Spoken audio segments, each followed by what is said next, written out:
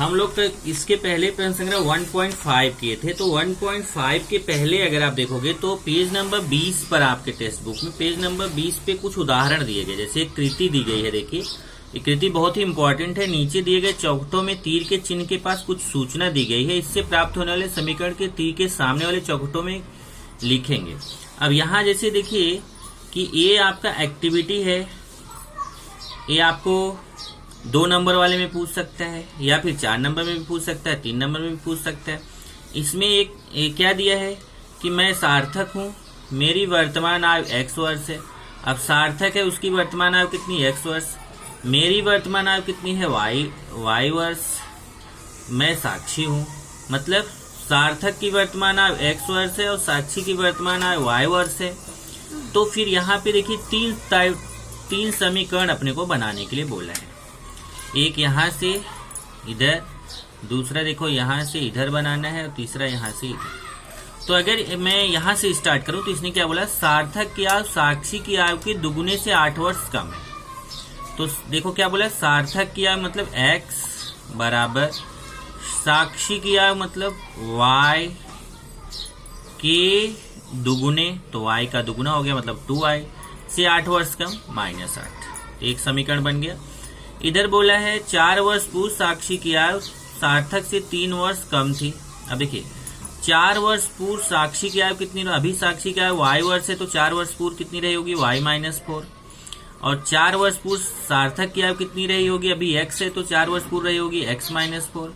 तो इसने बोला कि 4 वर्ष पूर्व साक्षी की आयु, जो 4 वर्ष पूर्व उस समय सार्थक की आयु थी, उससे 3 वर्ष कम है तो -3। यहाँ पे बोला है सार्थक और साक्षी की वर्तमान आयु का योगफल 25 है, तो आसान है, सार्थक और साक्षी की जो वर्तमान आयु है उसका योगफल 25 वर्ष है, तो प्लस करके 25 कर दिया। इस तरीके से उदाहरण 1 देखेंगे। उदाहरण 1, आयत की परिमिति दी गई है, लंबाई चौड़ाई की दुगुनी से 2 सेमी अधिक है, तो आयत की लंबाई तथा चौड़ाई ज्ञात कीजिए। तो माना लंबाई x चौड़ाई y। तो एक समीकरण आयत की परिमिति से बनेगा कि आयत की परिमिति का सूत्र क्या होता है, 2 गुणे लंबाई धन चौड़ाई। आयत यहाँ लिख सकते हैं आयत की परिमिति बराबर 40, तो 2 गुणे लंबाई धन चौड़ाई बराबर 40, तो 2 गुणे लंबाई मतलब x धन चौड़ाई मतलब y बराबर 40। 2 का भाग देने के समीकरण बन जाएगा। और दूसरा, आयत की लंबाई चौड़ाई की दुगुने से 2 सेमी अधिक है, तो लंबाई मतलब x बराबर चौड़ाई मतलब y के दुगुने से 2 अधिक। फिर 2y इधर ले लेंगे, दूसरा समीकरण बन जाएगा। दोनों हल करके आप x y का मान निकाल सकते हैं। यहाँ जैसे निकाला है देखो। इधर उदाहरण 2 दिया है। फिर से मेरे पास कुछ घड़ियां कांटे वाली, कुछ डिजिटल घड़ियां और मुझे सस्ती कीमत पर बेचनी है। तो प्रथम दिन की बिक्री दिया है, दूसरे दिन की बिक्री दिया है और कुल पैसा दिया है। तो मान लेते हैं कि कांटे वाली घड़ी का मूल्य कितना है। उसने क्या पूछा है यहाँ वो देखिए, मेरे द्वारा बेची गई प्रत्येक प्रकार की घड़ियों का मूल्य कितना है। तो माना कांटे वाली घड़ी का मूल्य x रुपए और डिजिटल घड़ी का मूल्य y रुपए। तो कांटे वाली घड़ी 11 बेचता है तो 11x हो जाएगा, डिजिटल घड़ी 6 बेचता है तो 6y हो जाएगा। 11x धन 6y बराबर कितना हो गया, 4330 रुपए। ऐसे दूसरा समीकरण 22x धन 5y बराबर 7330 रुपए। दोनों समीकरण हल कर लेंगे, x y का मान निकाल लेंगे। देखिए इसी तरीके से आप उदाहरण 3 देखेंगे। तो नाव वाला है, नाव वाला क्वेश्चन आप देखेंगे तो यहाँ पर हमने कराया है आपको नाव वाला क्वेश्चन।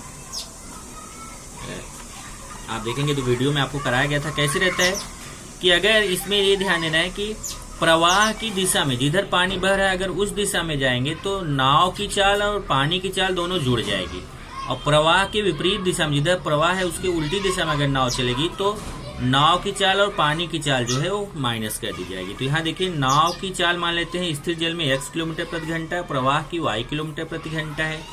तो नाव की प्रवाह की दिशा में वेग कितना हो जाएगा, x प्लस y। मतलब ये दोनों को जोड़ दिया प्रवाह की दिशा में तो उसका वेग बढ़ जाएगा, और विपरीत दिशा में है तो वेग घट जाएगा, क्योंकि नाव के वेग में पानी का वेग उसको रोकेगा, तो माइनस हो जाएगा, कम हो जाएगा। अब यहाँ से समय बराबर दूरी बटे वेग से निकाल लिया कि प्रवाह की विपरीत दिशा में अगर 16 किलोमीटर जाता है, तो देखिए प्रवाह की विपरीत दिशा में 16 किलोमीटर और प्रवाह की दिशा में 24 किलोमीटर जाता है तो उसको 6 घंटे लगते हैं। तो हम पता करेंगे कि 16 किलोमीटर जाने का और 24 किलोमीटर आने का कुल कितना टाइम होगा, और वही 6 घंटे के बराबर कर देंगे। तो पहले 16 किलोमीटर जाने का समय निकाल लिया, तो दूरी बटे वेग, दूरी कितना है 16, वेग कितना है x माइनस वाई विपरीत दिशा में, इतना घंटे लगेगा। और प्रवाह की दिशा में कितना 24 किलोमीटर जाता है और उसका वेग क्या है x प्लस वाई, इतना घंटे, और दोनों मिला के कुल 6 घंटे है, तो दोनों मिला के 6 घंटे। इसी तरीके से दूसरा समीकरण बनाएंगे, फिर दोनों समीकरण हल करेंगे। ज्यादा संभावना है कि ये वाला क्वेश्चन आपको नहीं आना चाहिए एग्जाम में, लेकिन अगर आता है तो फिर आपको करना पड़ेगा, क्योंकि जो आपका इससे रिलेटेड एक्सरसाइज है वो तो कट किया है, लेकिन एक क्वेश्चन को नहीं कट किया है, इसका मतलब आपको करना तो पड़ेगा। तो इसमें क्या करते हैं, 1/x माइनस वाई को m मानेंगे, 1/x प्लस वाई को n मानेंगे और फिर उसको हल करेंगे। तो अब नहीं कट किया है तो आपको करना चाहिए। तो यहाँ 1/x माइनस वाई को m मानेंगे, 1/x प्लस वाई को n, तो 16m धन 24n बराबर 6, और यहाँ 36m धन 48n बराबर 13। फिर इन दोनों समीकरणों को हल करके mn का मान निकालेंगे, फिर mn का मान यहाँ रखेंगे तो एक समीकरण और प्राप्त होगा xy में, फिर उसको हल करेंगे तो आपको x और y का मान मिल जाएगा। उदाहरण 4 इसी तरीके से है। कुछ रकम कुछ लड़कों में समान रूप से बांटी गई, 10 लड़के अधिक हों तो प्रत्येक को 2 रुपए कम मिलते हैं, और यदि 15 लड़के कम हो तो प्रत्येक को 6 रुपए अधिक मिलते हैं, तो कुल रकम कितनी होगी। अब देखिए कुल रकम, वह रकम कितने लड़कों में बांटी गई, दो क्वेश्चन है। एक तो कुल रकम कितनी है और वह रकम कितने लड़कों में बांटी गई। तो मान लेते हैं कि लड़कों की संख्या x है और प्रत्येक को मिलने वाली रकम y है। तो कुल रकम कितनी हो जाएगी, लड़कों की संख्या में प्रत्येक मतलब एक को मिलने वाली रकम का गुणा कर देंगे तो ये कुल राशि हो जाएगी xy। अब पहली शर्त क्या बोला है कि 10 लड़के अगर अधिक हो जाएं, मतलब लड़के कितने x उसमें 10 जोड़ दिया, और तो सबको कितना, प्रत्येक को 2 रुपए कम मिलते हैं, मतलब जो y रुपए मिलते थे उसमें 2 रुपए कम हो गया y माइनस 2, लेकिन पैसा तो उतना ही रहेगा, धन तो उतना ही है, तो दोनों का गुणा करके तो भी उतना ही आएगा। फिर ये गुणा करेंगे, गुणा करके xy कट जाता है और xy में समीकरण मिलता है। सेम ऐसे ही दूसरा समीकरण बनाएंगे, उसमें 15 लड़के कम कर देंगे, मतलब x माइनस 15 करेंगे, और यहाँ पे रकम, ये जो प्रत्येक को मिलने वाली रकम बढ़ जाएगी, 6 रुपए अधिक हो जाएगी, तो y प्लस 6 करेंगे, फिर दोनों का गुणा करेंगे तो कुल रकम तो उतनी रहेगी xy। दूसरा समीकरण बनेगा, दोनों समीकरणों को हल करके xy का मान निकाल लेंगे। तो बाद में xy का मान निकालने के बाद हमें कुल रकम निकालना है, कुल रकम कितना है xy। अगला है 3 अंकों वाली एक संख्या, उसके अंकों के योगफल की 17 गुनी है।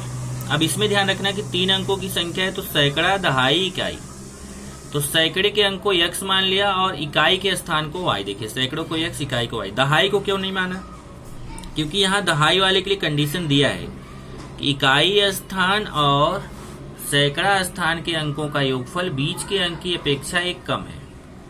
तो यहाँ से हमें बीच का अंक मतलब दहाई का अंक मिल जाता है। कैसे बोला है, इकाई का स्थान, देखो यहाँ मैंने समझाया है क्या, इकाई स्थान और सैकड़ा स्थान का योगफल के स्थान के अंकों का योगफल। देखिए इकाई स्थान के और सैकड़ा स्थान के अंकों का योगफल बीच अंक मतलब कौन, दहाई अंक से 1 कम है तो -1।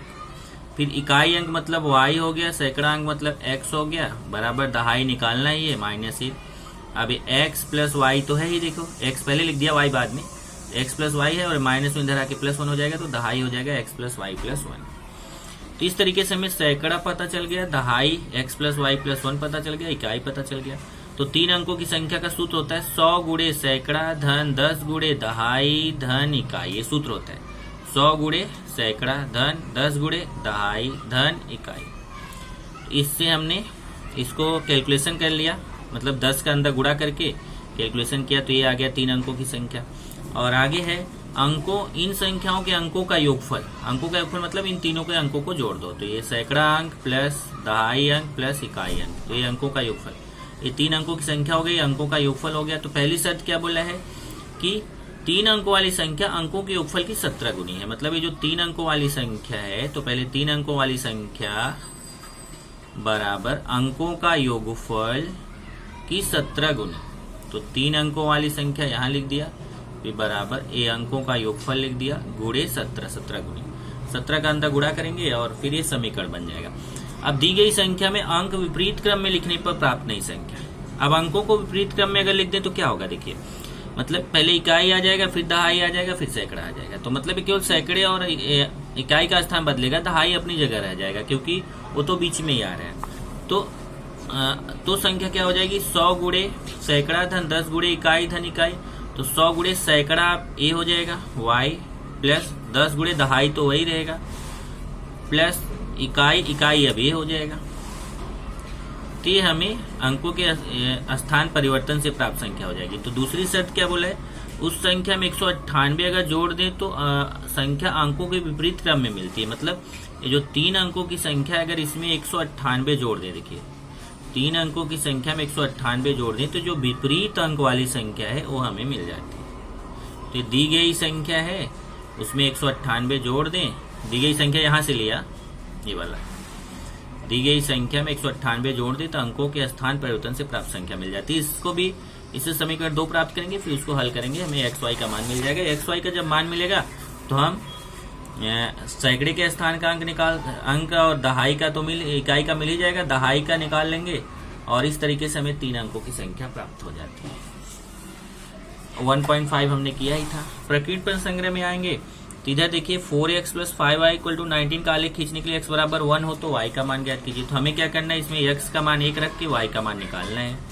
x तथा y चरांक वाले उपपद समीकरण के लिए dx का मान 49 है, dy का मान 63 है, d बराबर 7 हो तो x का मान कितना होगा, तो x बराबर dx बटे d, 49 बटे 7 करके 7 निकाल लेंगे। ये देखो ये निश्चय का मान आप निकाल ही लेंगे। ये 2 समीकरण है, इससे आपको d का मान बताना है, आप बता ही देंगे, केवल d का मान है।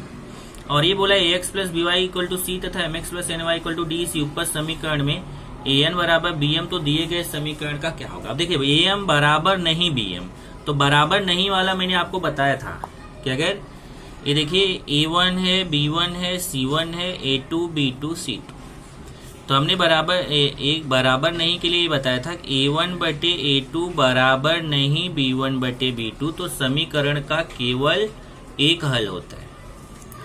तो यहाँ पे देखेंगे तो वही आ रहा है, a1 मतलब a, देख लीजिए a1 मतलब a और a2 मतलब m, a बटे m बराबर नहीं, b1 मतलब b हो गया और b2 मतलब n हो गया, b बटे n। अब तिर्यक गुणा करेंगे तो an बराबर नहीं bm, वही देखो दिया है an बराबर नहीं bm। तो जब ये आ रहा है तो एक किसके लिए है, एक और किसके लिए शर्त है कि जब समीकरण का केवल एक हल होगा, तो उत्तर कौन सा आएगा, एक ही हल होगा ए। बाकी ये आलेख खींचने के लिए सारणी पूर्ण करना है, आलेख विधि से हल करके आपको ग्राफ बनाना है, निश्चय का मान ज्ञात करना है। यहाँ पे क्रमर की पद्धति आप सीख चुके हो, उससे इसको हल करना है। जो बटे वाले उसको पहले बटे खत्म करके फिर हल करो। ये 6वां क्वेश्चन कट है, इसको नहीं करना है। और 7वां फिर वही आ गया आपको शाब्दिक प्रश्न, ये मैंने सब कराए हैं, ये सब आप अच्छे से समझ लीजिए, आपकी गाइड में भी है। जहाँ पे नहीं समझ में आता है वो आपको पूछना है, तभी ये पूरा आपको खुद से कर लेना है। अब ये चैप्टर का रिवीजन मैं नहीं कराऊंगा, ये चैप्टर का रिवीजन अब आप खुद से कीजिए। और जहाँ पे डाउट आता है उसको अभी आपके पास टाइम है, आधे घंटे से ज़्यादा, लगभग 35 मिनट 40 मिनट टाइम है। आप 40 मिनट में अभी पूरा डाउट अपने पूछ लो, चेक कर लो ध्यान से, पूरे डाउट पूछ लो, ज़्यादा से ज़्यादा डाउट पूछो। कभी आपको ये एक्सरसाइज करते हुए और डाउट आता है तो आप उसको पूछिए मुझसे, पर्सनल नंबर पे मेरे मैसेज कीजिए, वहाँ पे मैं आपको बताऊंगा। पर आप अगर खुद से सॉल्व करेंगे तो मैं तब आपको डाउट आएगा, तब आप मुझसे पूछोगे। तभी कुछ क्वेश्चंस मैं आपको दे रहा हूँ, वो क्वेश्चंस आपको करना है।